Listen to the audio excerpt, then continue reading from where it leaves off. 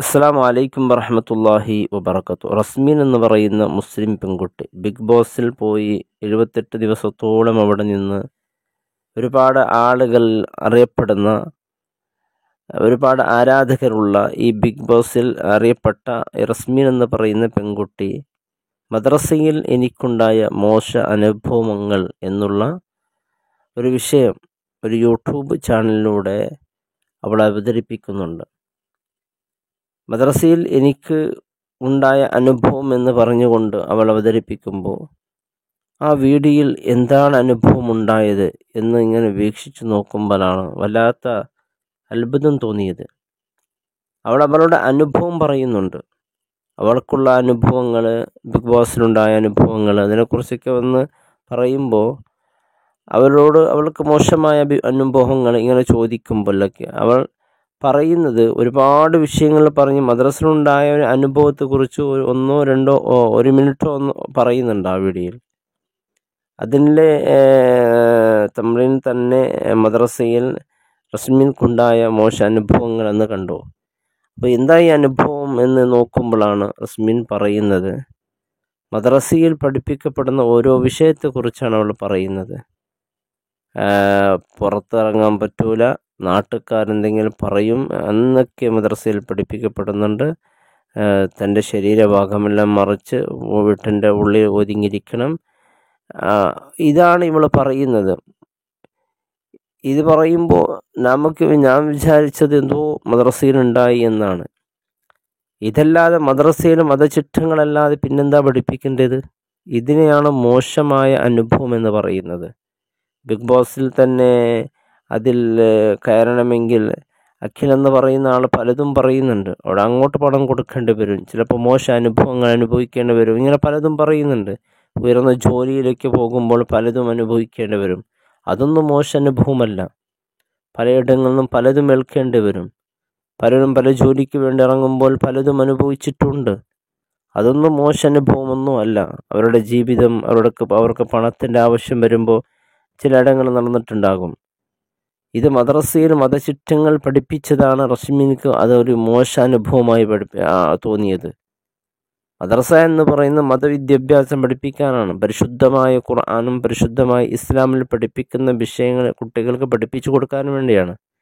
എങ്ങനെയാണ് കുളിക്കേണ്ടത്, എങ്ങനെയാണ് നമസ്കരിക്കേണ്ടത്, എങ്ങനെയാണ് ശുദ്ധി വരുത്തേണ്ടത്, അതുപോലെ എങ്ങനെയാണ് കാണാൻ പറ്റിയവരാരാണ്, പറ്റാത്തവരാരാണ്, തൻ്റെ ശരീരത്തെ സംരക്ഷിക്കേണ്ട ബാധ്യതയാണ്. അതല്ലാതെ മദ്രസയിലെ അനാവശ്യമായ കാര്യങ്ങളൊന്നുമല്ലല്ലോ. ചിലപ്പോൾ അത്തരത്തിലുള്ള അനുഭവങ്ങൾ ഇപ്പോൾ നമ്മുടെ വീടുകളിൽ കേൾക്കുന്നവർക്കുണ്ടാകും. അത് ഏത് മേഖല ഉണ്ടാകും. കല്യാണം കഴിഞ്ഞ് പോയാലും വീട്ടിലെ പ്രശ്നം ഉണ്ടാകുന്നു, അടിയുണ്ടാകുന്നു, ആത്മഹത്യ ചെയ്യുന്നു, പലതും ചെയ്യുന്നുണ്ട്. എന്നാൽ അതുകൊണ്ട് കല്യാണം തന്നെ പാടില്ല എന്ന് പറയുന്നതിന് അർത്ഥമില്ലല്ലോ. പരിശുദ്ധമായ മദ്രസയിൽ ദീനിയായ ചിട്ടങ്ങൾ പഠിപ്പിക്കപ്പെടുമ്പോൾ ചിലപ്പോൾ എന്തെങ്കിലും ഉണ്ട്. അതുകൊണ്ട് മൊത്തത്തിൽ മദ്രസയിൽ മോശമായി അനുഭവമുണ്ടായി എന്ന് പറഞ്ഞുകൊണ്ട് മതചിട്ടങ്ങളുടെ കാര്യങ്ങൾ, കാരണം വീട്ടിൽ നിന്ന് പുറത്തു പോകാൻ പാടില്ല, തലമറക്കാതെ പോകാൻ പാടില്ല, ഇത്തരത്തിലുള്ള മതചിട്ടങ്ങൾ പഠിപ്പിക്കുന്നത് റസ്മിനിക്ക് വളരെ മോശമായ അനുഭവമാണ് മദ്രസയിൽ നിന്നുണ്ടായത് എന്നാണ് അവൾ ചാനലിലൂടെ പറയുന്നത്. കാരണം ഇത്തരത്തിലുള്ള വിഷയങ്ങൾ പറയുമ്പോൾ ഒരുപാട് റീച്ച് കിട്ടാനൊക്കെ സാധ്യത ഉണ്ടാകും. അതുകൊണ്ട് അനുഭവമൊന്നും ഉണ്ടായിട്ടില്ല. മതകാര്യങ്ങൾ ഉസ്താദ് പഠിപ്പിച്ചു കൊടുത്തത് അത് കേൾക്കുമ്പോൾ, അത് പഠിക്കുമ്പോൾ അവൾക്കത് മോശമായി തോന്നി എന്നുള്ളതാണ്. റസ്മിന് മനസ്സിലാക്കേണ്ട കാര്യമുണ്ട്. എത്ര ഇടങ്ങളിലാണ്, എത്ര കാര്യങ്ങളാണ് യഥാർത്ഥത്തിൽ മോശമായ അനുഭവങ്ങൾ ഉണ്ടായത്. അതൊന്നും തുറന്നു പറയാനോ അതിനെക്കുറിച്ചൊന്നും പറയാനില്ല. മതത്തിനെ മാത്രം ടാർഗറ്റ് ചെയ്തുകൊണ്ട് പരിശുദ്ധമായ മദ്രസ, ദീനിയായ ഉലൂമ് പഠിക്കേണ്ട, കാരണം 3 തുണിയിൽ കെട്ടി ഖബറിൽ കൊണ്ടുപോയി കിടത്തുമ്പോഴാണ് നമുക്കിതിൻ്റെ യഥാർത്ഥ അനുഭവങ്ങൾ അനുഭവിക്കേണ്ടി വരുന്നത്.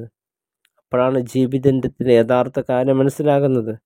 അപ്പോൾ നമുക്ക് തോന്നും, ഈ തനിക്കുണ്ടായ മോശ അനുഭവം അത് എൻ്റെ ജീവിതത്തിൻ്റെ യാഥാർത്ഥ്യമായി ഞാൻ പരിഗണിച്ചിരുന്നെങ്കിൽ ഇന്ന് എന്ത് സന്തോഷകരമായ ജീവിതം അള്ളാഹു നൽകുമായിരുന്നു എന്ന്.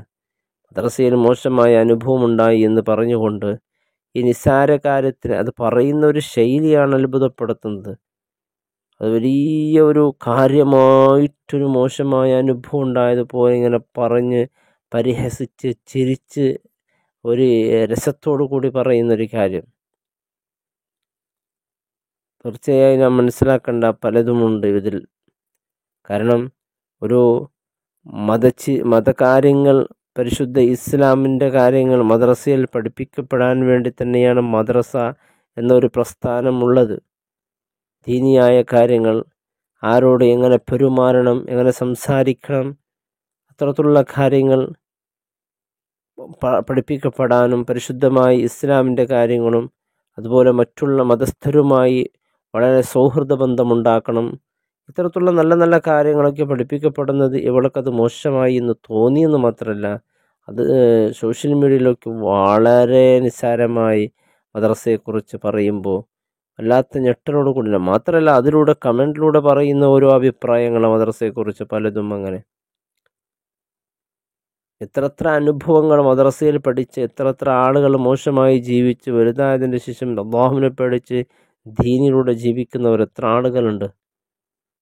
അള്ളാഹു നല്ല ബോധം നമ്മുടെ പെൺകുട്ടികൾക്ക് അള്ളാഹു നൽകി അനുഗ്രഹിക്കട്ടെ.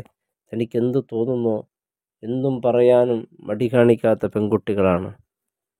പറയേണ്ട കാര്യങ്ങൾ എന്താണ് പറയുന്നത്, എന്താണ് സംസാരിക്കുന്നൊന്നും അറിയില്ല. ദീനിനെതിരായി റസ്മിനൊരു കാര്യം മനസ്സിലാക്കേണ്ടതുണ്ട്.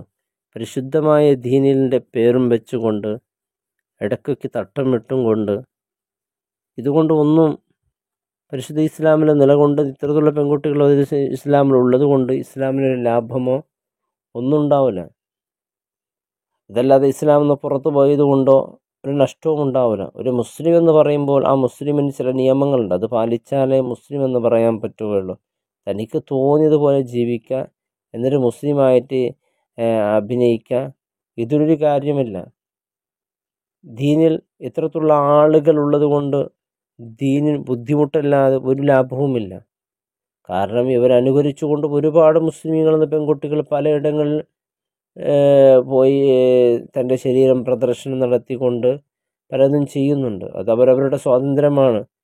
ദീനിയായി വളരേണ്ടത് അതിനായി അതിൻ്റെതായ നിയമങ്ങളുണ്ട്, അത് പാലിക്കൽ നിർബന്ധമാണ്. അത് പാലിക്കുന്നവരെ മുസ്ലിം എന്ന് പറയുക. അതല്ലാത്തവനൊരിക്കലും ഇസ്ലാമിൻ്റെ മുസ്ലിം എന്ന് പറയാൻ പറ്റൂലല്ലോ. പരിശുദ്ധമായ ഇസ്ലാം കാര്യങ്ങൾ, ഈമാൻ കാര്യങ്ങളൊക്കെ ഉൾക്കൊണ്ട് ജീവിക്കുന്നവനിക്കാണ് യഥാർത്ഥത്തിൽ മുസ്ലിം എന്ന് പറയാൻ പറ്റുന്നത്. അതല്ലാത്ത തനിക്ക് തോന്നിയതുപോലെ താൻ തോന്നിയ പോലെ ജീവിക്കുക, എന്നിട്ട് മദ്രസയുടെ നല്ല അനുഭവങ്ങളെ, നല്ല കാര്യങ്ങൾ അത് മോശമായി എന്ന് പറയാ. സുബ്ഹാനല്ലാഹ്. മോശമായ അനുഭവം എന്ന് പറയുമ്പോൾ പലരും തെറ്റിദ്ധരിച്ച് നോക്കിക്കൊണ്ട് പലരും ആ വീഡിയോയിലേക്ക് നോക്കും. കാരണം എന്താണ് റസ്മിൻക്കുണ്ടായത്? കാരണം നമുക്ക് സ്നേഹിക്കുന്ന ആളുണ്ട് റസ്മിന്, അവളിങ്ങനെ ആകാൻ കാരണം മദ്രസയാണോ എന്ന് പലരും നോക്കുമ്പോഴോ അതിലുള്ള അത്ര വലിയ വിശാലമായ ഒരു വീഡിയോയിൽ ഒരു 2 മിനിറ്റ് വിഷയം പറയുന്നു. ഇത് ശരിയല്ല. ഇത്തരത്തിലുള്ള അനുഭവങ്ങളും മുസ്ലിങ്ങൾക്ക് ഉണ്ടാകുന്നുണ്ടോ, അത് ഇഞ്ചക്ട് ചെയ്തുകൊണ്ട് മുസ്ലിങ്ങളുടെ വീട്ടിൻ്റെ അകത്താണ്, പുറത്തു വരാൻ പറ്റുന്നില്ല. എന്നാൽ ഈ നല്ല അനുഭവങ്ങളെക്കുറിച്ച് അത് മോശമായി എന്ന് പറയുകയാണ്. അല്ലാഹു റബ്ബ് സുബ്ഹാനഹു വ തആല നമ്മുടെ പെൺകുട്ടികൾക്ക് വിവേകവും ബോധവും നൽകട്ടെ. അസ്സലാമു അലൈക്കും.